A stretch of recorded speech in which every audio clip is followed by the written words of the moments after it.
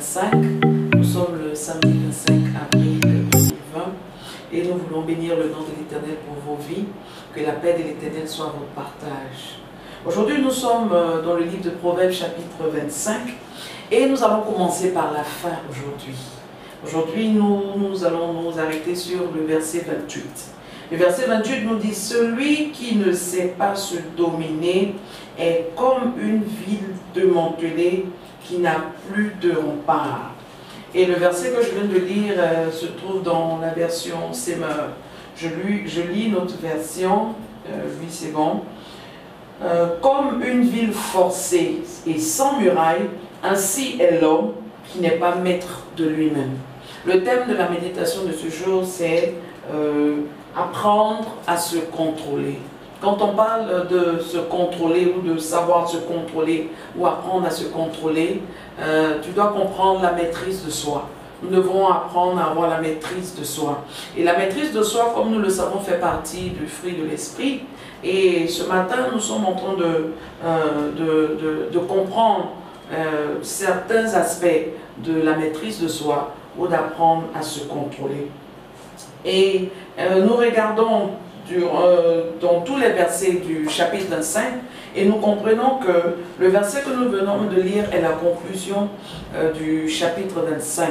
Nous voyons dans le verset, à partir du verset 6, si nous voulons survoler, parce que nous nous disons que vous allez prendre le temps de relire chaque verset de ce passage. Nous allons au verset 6, nous comprenons que la Bible dit « Ne fais pas l'important devant le roi et ne te mets pas à la place des grands. Il vaut mieux qu'on te dise « Viens t'asseoir plus haut à cette place d'honneur que de te voir humilié devant les nobles. » Alors ici, nous devons apprendre à nous contrôler.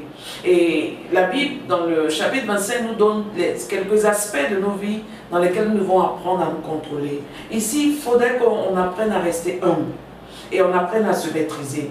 Même quand on est peut-être acteur ou auteur ou on est l'acteur principal peut-être d'un événement ou d'une conférence ou d'une assemblée, il est important pour nous de savoir nous mettre à une certaine place afin que, au contraire, on vienne nous relever au lieu de nous voir être humiliés. Donc c'est ce que la Bible ici nous dit. Donc apprenons à nous contrôler. Quand on descend dans le verset 9, on comprend qu'il dit ne te hâte pas.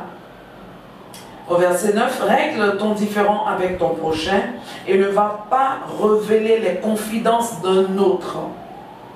Sinon, il pourrait l'apprendre et t'injurier et tu perdrais définitivement ta bonne réputation. Vous voyez le point, ou bien un autre aspect sur lequel nous devons apprendre à nous maîtriser ou nous devons apprendre à nous contrôler, c'est l'aspect de la langue.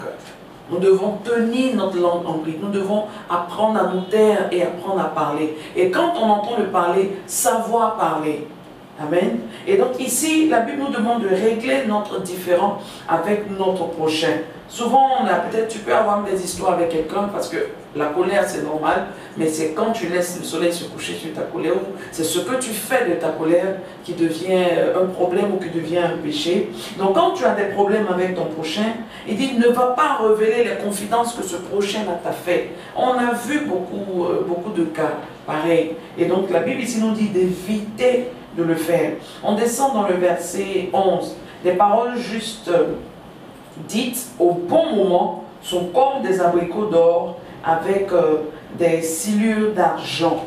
Donc il faut savoir parler, mais surtout il faut savoir à quel moment parler. Il faut savoir quoi dire et à quel moment le dire. Toutes ces choses-là sont certes de petites choses, mais c'est des choses aussi importantes. La Bible nous apprend ici à nous contrôler ou à nous maîtriser.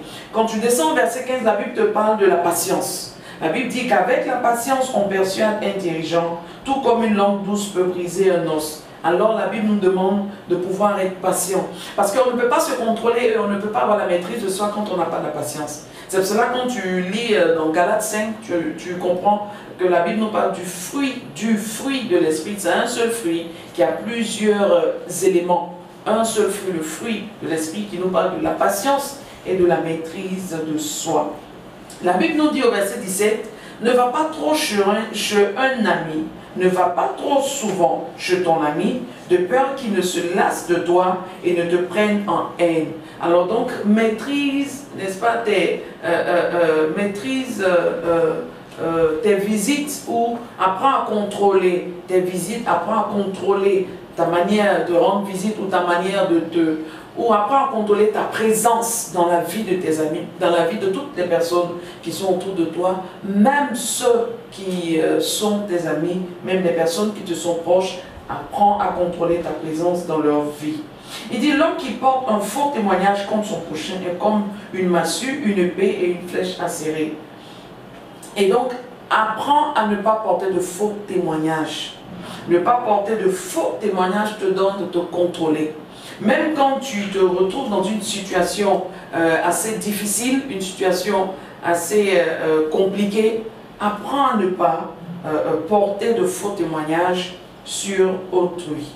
Et on regarde encore au verset, peut-être au verset 24, la Bible nous dit, mieux vaut habiter dans un coin, sur un toit en terrasse, que de partager la maison d'une femme querelleuse. Amen. Non seulement, cette Bible ou ce verset comment je peux dire, met l'accent sur les deux cas. Donc la personne qui va vivre avec la femme querelleuse, apprends à vivre décemment, apprends à te contenter de ce que tu as, apprends à apprécier, n'est-ce pas, ce que tu as, et apprends, n'est-ce pas, il dit, mieux vaut habiter dans un coin, sur un toit, en terrasse, dans la paix, que de partager, n'est-ce pas, une maison, une grande maison, une villa, une demeure ou un château avec une femme querelleuse. Donc là aussi, la femme, ou toute femme, toute personne en général, mais précisément la femme, doit apprendre à se contrôler et à se maîtriser. Pourquoi est-ce que cet exemple-là parle de femmes? Parce que c'est souvent les femmes qui ne savent pas se contrôler et qui ne font qu'avoir des querelles partout, qui ne font que, n'est-ce pas, tenir des propos qui provoquent des querelles. Alors chacun doit apprendre à se maîtriser. Et donc la Bible ici nous dit que l'homme qui ne sait pas se maîtriser, l'homme qui ne sait pas se contrôler, ressemble à une ville forcée qui est sans muraille, une ville qui n'a pas de mur, une ville qui n'a pas de barrière, une ville qui n'a pas de porte ou bien comment on peut dire, de frontières, est une ville qui est exposée au danger, est une ville qui est exposée au mal. Si tu veux te maîtriser, si tu veux te contrôler, si tu veux te dominer ou être maître de toi-même, tu as besoin de Christ dans ta vie. Christ en nous est l'espoir ou est l'espérance de la gloire de Dieu dans notre vie. Alors ce matin, j'aimerais juste t'exhorter à permettre à la présence de Christ être la joie de ta vie, à permettre à l'œuvre de Christ être l'affaire de ta vie, à permettre à la volonté de Christ être la loi de ta vie et à la gloire de Christ être la couronne de ta vie. Donnons la place de Christ dans nos vies, c'est ainsi que nous pourrons être capables et nous pourrons être à mesure d'être maîtres de nous-mêmes et de pouvoir nous contrôler ou de pouvoir nous maîtriser. Ces petites choses qui tournent autour de nos vies, comme notre caractère, notre attitude, notre manière de parler, notre manière de nous présenter devant les gens, ce sont des choses assez importantes que la Bible même traite. Si la Bible les traite, je me dis que c'est important, nous devons ouvrir l'œil là-dessus. N'oublie jamais, Proverbe 11:30, l'homme sage gagne des âmes. Que Dieu te bénisse. Nous nous retrouvons pour la méditation du jour suivant. Que Dieu te bénisse. Nous nous retrouvons pour la méditation du jour suivant. Et shalom à vous. Merci.